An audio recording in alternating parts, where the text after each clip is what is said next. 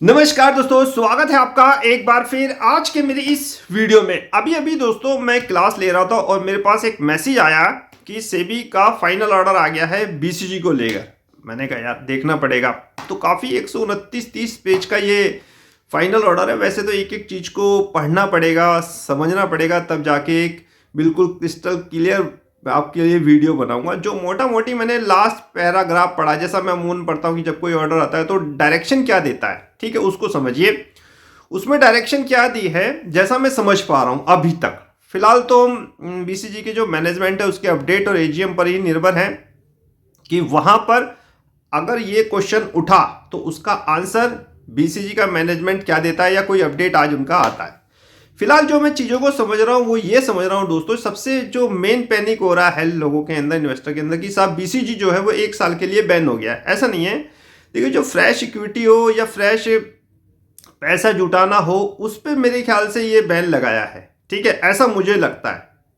उस पर इन्होंने बैन लगाया है। और जो एसकेआर सुरेश कुमार रेड्डी हैं उन पे भी साहब 5 साल के लिए बैन लगाया है। उन पे 15 करोड़ रुपए मेरे ख्याल से पेनल्टी लगाई है। 15 करोड़ रुपए विजय कंचारिया जी पे पेनल्टी लगाई है। लेकिन ये चीज ना फाइनल अभी सेट के ऊपर निर्भर करती है। अभी आपको ये नहीं सोचना चाहिए कि भाई सेबी ने इसको फुल एंड फाइनल कर दिया है। अभी सेट में क्यों गए थे ये लोग? ये इसीलिए तो गए थे, ठीक है। अब चीजें बिल्कुल क्लियर होती हुई नजर आ रही हैं। देखिए, हम ये कह रहे थे कि सभी कॉम्प्लायंस अगर बीसीजी पूरा कर रहा है तो एक्सचेंज क्यों सर्कुलर जारी नहीं कर रहा, नॉर्मल ट्रेडिंग के साइड विजिट का ये क्या खेल है। तो अब सेबी का जब ये वर्डिक आया है तो इससे बहुत सारी चीजें क्लियर हुई है कि किस कारण से बीसीजी के ऊपर ये सारी चीजें पाबंदियां लगाई गई, ठीक है। क्यों साहब ये 3 साल इसकी वैल्यूएशन कम हुई। तो ओवरऑल बहुत सारी चीजें आज सेबी के फाइनल ऑर्डर से क्लियर होती हुई नजर आ रही। कल एक डिटेल वीडियो आप लोगों के लिए लेके आऊंगा मैं, ठीक है, बिल्कुल डिटेल वीडियो लेके आऊंगा। पूरे 129 पेज को रात भर पढ़ूंगा। फिलहाल आपको पैनिक होने की कोई आवश्यकता नहीं है।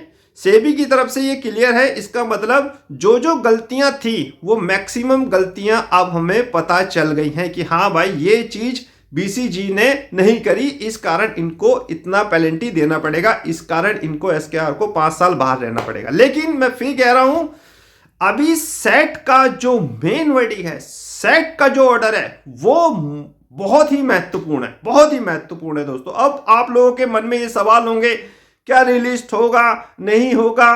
तो अभी मैंने आपसे क्या कहा, अपडेट आने दीजिए। एजीएम हो रही है, रिजल्ट आ रहे हैं, मैक्सिमम कॉम्प्लायंसेस पूरे हैं। सेबी का भी साफ चीज क्लियर हो चुकी है। इस पर मैनेजमेंट का क्या कहना है वो भी चीज देखने वाली होगी। और जो सेबी ने इनके ऊपर ये जुर्माना और बैन लगाया है उस पर सेट क्या ऑर्डर देता है, ये बहुत इंपॉर्टेंट पॉइंट है, बहुत इंपॉर्टेंट। तो 17 तारीख तक हमें वेट करना है। 2-3 दिन में मैनेजमेंट का क्लियरिफिकेशन आ जाएगा, ठीक है।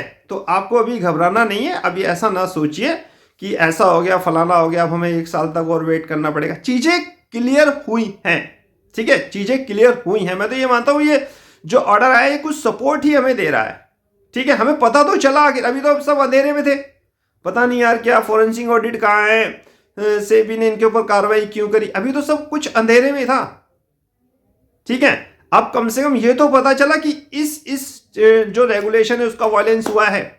पूरा पढ़िए 129 पेज को, लास्ट में डायरेक्शन है, ठीक है, उसमें लिखा हुआ है BCG ban for 1 year fresh equity and IPO. और जो उनके प्रमोटर है सुरेश जी, विजय कंचारी जी, उनके ऊपर पेनल्टी लगी है। टोटल पेनल्टी मेरे ख्याल से ऐसी होगी कोई 40 लाख के अंदर ना हो, 34-35 लाख हो, सॉरी 34-35 लाख क्या हो, 34-35 करोड़ ना हो, ठीक है, लाख मेरे मुंह से निकल गया।